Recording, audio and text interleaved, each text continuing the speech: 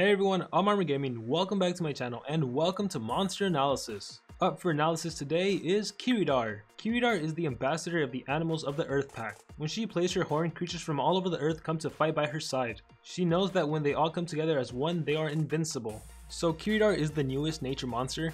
Here we have her as a child, as a teen, as an adult, and overall design wise I gotta say I'm a fan of this monster, but even more so skills wise and stats wise, this is probably one of the most groundbreaking monsters, especially in terms of being a nature monster, a nature attacker. She's just absolutely amazing, as you're gonna see. But before we move on to the analysis, you should know that as of the time recording this video, there are a total of 20 legendary nature monsters, so I'm gonna be comparing Kiridar to the rest of them. So we start things off with power. Kiridar has a power of 3454, which puts her in 5th place along with Fight Trier. So it's an overall pretty high power. Her life on the other hand is 28,651, and although that may seem kinda high, it actually puts her in 15th place, so especially considering there's only 20 legendary nature monsters, this is pretty darn low. And to make things worse, unlike other nature monsters, whether it be attackers or supportive nature monsters, Kiridar doesn't have any healing skills, so her life stat is kind of unfortunate. Although at the same time, as you're gonna find out later on, she is a pretty darn good attacker, so you can make the argument that it doesn't matter that her life is that low compared to other nature monsters, because she can pretty much knock out monsters left and right.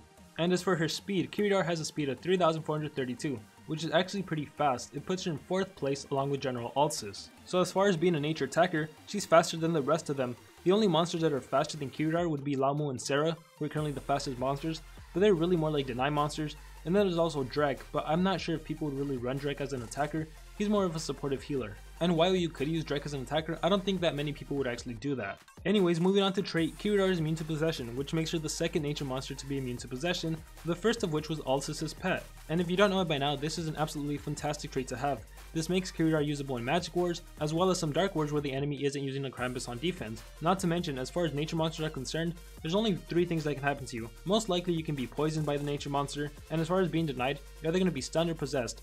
Currently, no nature monster can freeze you. So the fact that Kiridar has immune to possession, Lamu is a breedable legendary nature monster which lots of people can get their hands on, it's really great that you are immune to possession.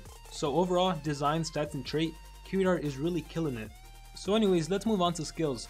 For the default skills, we have Pack Signature and Bayun. Nothing too interesting about these skills, so let's move on to the special skill. Jungle Stampede. Deals very heavy nature damage to all enemies, may stun all targets, remove all positive status effects from all targets. Wow, oh wow, Jungle Stampede is a nature-based AoE that deals 65 damage to all of the enemy monsters. It's also an AoE stun, as well as an AoE remove positive effects. This skill truly does a lot, so let's break it down. First of all, I tend to say that it's better when an ultimate attack is special based as opposed to some element based, because then you don't have that disadvantage against your own element, but in this case it actually works out, because Kiridar actually has an attack that makes all of the enemy very weak to nature attacks. So if the enemy monsters happen to be very weak to nature attacks and then use your ultimate, it's pretty much gonna kill them. And even if it doesn't kill them, let's move on to what this skill actually does. It's an AoE stun, so if whatever enemy monster tends to live, you're gonna stun them, so they're gonna be immobilized for one more turn, and on top of that, it's even gonna remove positive effects. And this is extremely good, because whatever positive effect the enemy may have, it is completely gone. And in terms of nature monsters, this is really good because a lot of nature monsters can give themselves life regeneration. So they're gonna be stunned, and normally they would recover some life, but thanks to your ultimate attack, they're no longer gonna have life regeneration and they can't heal themselves. So this is an absolutely fantastic ultimate attack. This is probably one of the best ults I've seen in the whole entire game. It's an AoE, it's pretty powerful, it's an AoE deny, and it also removes gut effects. What more can you ask for? Moving on to skills group 1, we have Clara the Rhino, Mountain Gorilla, Pack Leader. There's nothing too interesting with these 3 skills, so let's move on over to skills group 2. In skills group 2, we have Versailles Rhino. Deals heavy nature damage, may stun target. This is a nature-based attack that targets one enemy monster. It deals 50 damage, it costs 28 stamina, and it has a 0 turn cooldown, and it stuns. So normally I really like 0 cooldown stun skills, because you never know when it can come in handy. But in Kiridar's case, I'm actually gonna have to say I don't really recommend this skill. She has a better skill that only has a 1 turn cooldown, and it deals 65 damage, and it stuns, so in my opinion that's way better, especially because Kiridar is an attacker, which means you're going to be running 1 or 2 strength runes, and you really want to benefit from those strength runes, so you want to deal as much damage as possible. But if you yourself feel more comfortable running a 0 cooldown stun skill, then go ahead and do it, although I personally can't recommend it in this case. Anyways, next up we have Mai Lan. Deals heavy nature damage, destroys target's shield. This skill targets a single enemy, it's nature based, it deals 55 damage, it costs 30 stamina, and it has no cooldown. And of course this skill will also remove any of the enemy's shields. And personally, I really like this skill, however I really don't see a use for it in terms of nature monsters. Now if we were fighting against earth monsters, this skill can definitely come in handy, especially against like a General Tomb, but really for nature monsters, this really shouldn't concern you. so I can't recommend this skill. It's nice, it's 55 damage, 30 stamina, no cooldown, but as far as nature monsters, I just really don't see that much of a use for this skill, so I really can't recommend it. Which just leaves chimpanzees and vines and the rest of skill group 3, which is going to be my recommendation. This skill deals moderate nature damage to all enemies, it makes enemies very weak against nature attacks, and it requires a cooldown. So chimpanzees and vines is a nature based attack that deals 45 damage to all of the enemy monsters, it costs 37 stamina, it has a 3-turn cooldown, and all of the enemy monsters for the next 2 turns are going to be receiving 80% more damage from nature attacks. And if you haven't noticed by now, all of Kiridar's attacks are actually nature based, she has no special based attacks, and normally I would say that sucks, but in this case, because of this AoE skill, it's not really that much of a problem. It's actually really good that she only has nature based attacks. What can I say other than this is a must have skill? Moving on to skills group 3, we have Abada Trampoline. Deals very heavy nature damage, may stun target, requires cooldown. This is a nature based attack that deals 65 damage to a single enemy, it costs 31 stamina, and it has a 1-turn cooldown. And on top of being a really powerful attack, it also stuns the enemy. So if for some reason the enemy monster happens to live, they're going to be immobilized for 1 turn.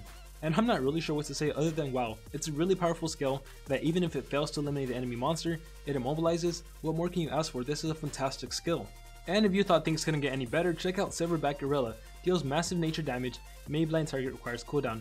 Silverback Gorilla is a nature based attack that deals 70 damage to a single enemy monster, it costs 31 stamina, and it has a 1-turn cooldown. And if for some reason this massive nature damage attack doesn't finish off the enemy, they're going to be blinded, which means their accuracy is reduced by 50%, which means they're most likely not going to be landing a hit against you. Seriously, can Kiridar get any better? She has an AoE nature based attack that makes all of the enemy very weak to nature attack, so your attacks are going to be 80% stronger. She has a 65 damage nature based attack that stuns, a 70 damage nature based attack that blinds. Like seriously, in terms of nature attackers, she has to be the best one. Let's look at the final skill, Bubbles and Friends. Deals moderate nature damage to all enemies, gains damage boost, requires cooldown. Bubbles and Friends is a nature based AoE that deals 45 damage to all of the enemy monsters, it costs 37 stamina, it has a 3-turn cooldown, and this skill also gives Kiridar damage boost, which increases her attack by 50%. So yeah, Kiridar just got a whole lot better. She pretty much puts metal monsters to shame. You know metal monsters are infamous for having the AoE magnetize skill, and then you follow it up with a 45 damage metal based AoE, and then that eliminates all the enemy team.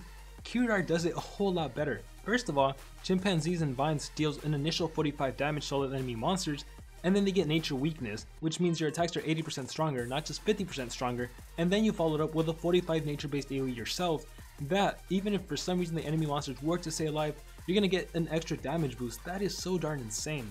I am so sorry metal monsters, you are really gonna have to step up your game because Kiridar just put you to shame.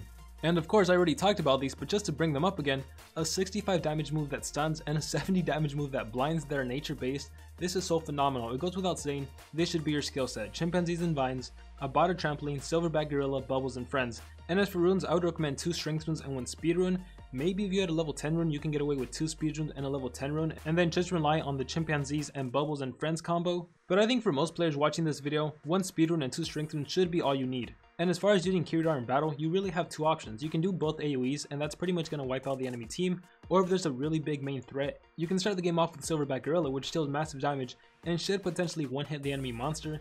And of course, if they were to stay alive, you can blind, but I think in that case, you would want to go with a stun if they were to stay alive. Unless they were immune to stun, then go for the blind. And so yeah, I think it's pretty straightforward. If the enemy has a Lamu on defense, you can definitely bring this monster because you're immune to possession. So if Lamu tries to possess you, well now they're in trouble because you're gonna hit them hard. And so before I end this analysis, I do want to touch on one more thing. So it's pretty obvious that she's an amazing attacker, but how many of you knew that she's also an amazing monster to put on defense? So in the past, Lamu, Sarah, and General Altus have been the most popular defense monsters. Well, we just got ourselves another popular defense monster, and if you are to use this monster on defense, I would recommend 1 strength rune, 1 life rune, and 1 speed rune. And the reason she'd actually be a good defense monster is 1, because of her trait, she's immune to possession, which means Lamu can't do anything to her, which means that the only thing a nature monster could do to her would be to stun her. So someone like Sarah would have an advantage over Kiridar, but at the same time it wouldn't matter because Sarah would be running all speed runes, whereas your Kiridar would be having a life, a strength, and a speed rune. So an all speed Sarah really isn't going to be dealing that much damage against a Kiridar that has those runes. And once Sarah actually does stun you, keep in mind that she can't stun you on the following turn, so you're going to be good there. But anyways, bringing it back to skills, I would still highly recommend using the exact same skill set, just with the different runes. And the reason for choosing the exact same skill set is because you're trying to make it AI proof, or as close to AI proof as it gets. You know, when we think of AI proof, we probably think of Voltic. He is like the poster child of having a skill set where the AI can't mess up. Well, I think Kiridar also has a pretty darn good skill set that the AI can't really mess up. Whatever skill the AI actually chooses is going to be pretty darn good. So let's go ahead and take a closer look at what would happen if the AI was to do each of the following skills. Chimpanzees and Vines, it's a 45 damage AoE that makes all of the enemy weak to nature attacks, so on the following turn, regardless of what skill the AI chooses, it's going to be a lot more powerful. About a Trampoline deals 65 damage, which is already really high, and if it's a rarity war where it's not legendary or epic, most likely you're going to one-hit the enemy monster. But even if you don't one-hit the enemy monster, you're still going to immobilize the enemy monster. And as for Silverback Gorilla, it's the exact same thing. 70 damage, that is enough to one-hit the enemy monster, assuming it's a rarity below epic. But even if it's not a one-hit, it's still going to be blinded, or even if the AI targets one of the legendary monsters, you're either going to stun or blind them, which is going to be extremely good for you. And as for the final skill, Bubbles and Friends, this gives you a damage boost. Well, first of all, it's an AoE, so if the rarity is common, you're going to take out the enemy common, and even if it's not common, on the following turn you're going to be buffed, so you're good to go. So once again, regardless of what skill the AI chooses to do on the first turn, they're all really good skills and you really can't go wrong with either of them. And before people completely dismiss the 1 life, 1 strength, and 1 speed rune defense build, I want you guys to really think about Team Wars. There's realistically only like 2 choices when it comes to deciding for a monster to put on defense. The first of which is to give a deny monster all speed runes, and then you hope that your monster goes before the enemy monster and you can immobilize them, right? That's the overall strategy. But just think for a moment to all of your previous wars. Normally in Team Wars, it's never a fair fight. It's always like one team has a super advantage over the other team. One team has like super high level runes, whereas the other team just has like your average level 4 and 5 runes. And so let's just suppose that the enemy has the really high level runes and you have the level 4 runes.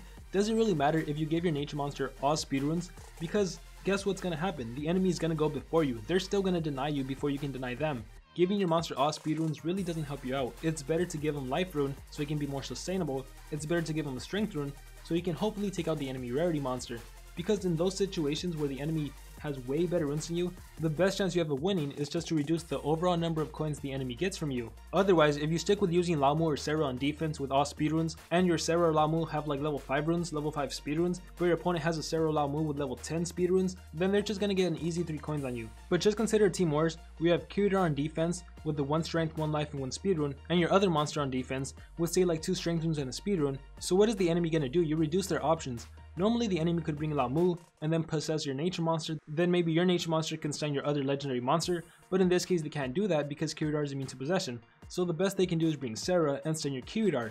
But what happens if they stun your Kiridar? Then your other legendary monster is free to attack the enemy common. So I guess Sarah can always stun your other legendary monster, but then Kiridar would be free to attack the enemy common. Now of course this also depends on the secondary legendary monster the enemy has, but I hope you get my points. You're pretty much just forcing the enemy to make a decision on who to immobilize. He or she may be able to immobilize one of your monsters, but possibly not both of them. And if even one of your monsters gets a turn in, the fact that it's a legendary versus a common, you're pretty much going to knock them out in 1 hit. And so with that being said, that is going to conclude my analysis on Kiridar. Please let me know what you guys thought about the analysis, and more importantly, let me know what you guys think about this monster. How do you think she compares to the other nature legendary monsters? Do you think she's good? Do you think she's amazing? Do you think she's perfect? Let me know what you guys think about this monster. And like always, also be sure to let me know what other monsters you want to see analyzed. With that being said, thank you all for watching. Remember to dream big and pursue your passions.